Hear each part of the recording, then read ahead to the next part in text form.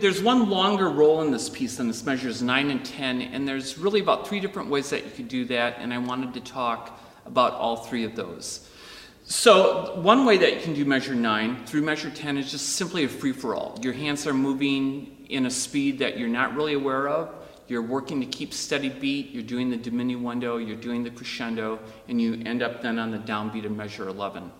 That can work sometimes for longer rolls like this. There's no problem with that. But for me and students of mine, I recommend here, again, that there would be some type of rhythm that you would think of.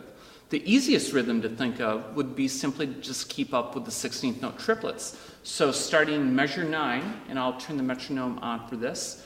If you just move your hands in 16th note speed, 16th note triplets, it would sound and look like this.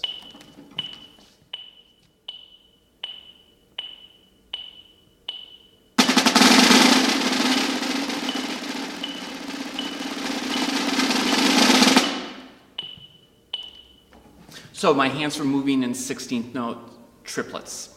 I find personally that feels a little fast. I feel a little tense when I do it, and it's not the rhythm that I prefer.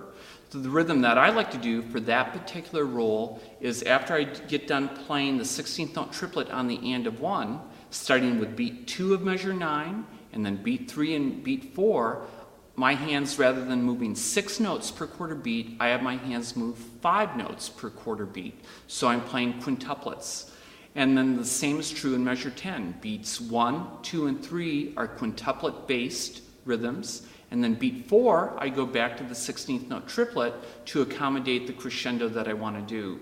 So now I'm going to perform that same roll using the method that I just described, using quintuplets. Talking a little about counting, if a good technique for counting 5 notes per beat is to add the syllable ka. So we get used to saying 2 e and add ka, and then that will give you your 5th syllable.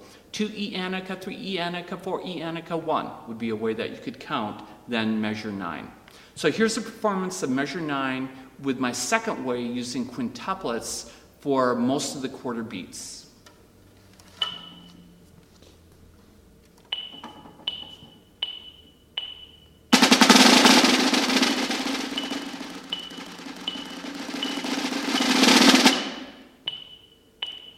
So I find it's a little bit more relaxed. I feel like I get to be a little bit softer when that happens, and I like it. But again, I think the 16th note triplets all the way through is fine too.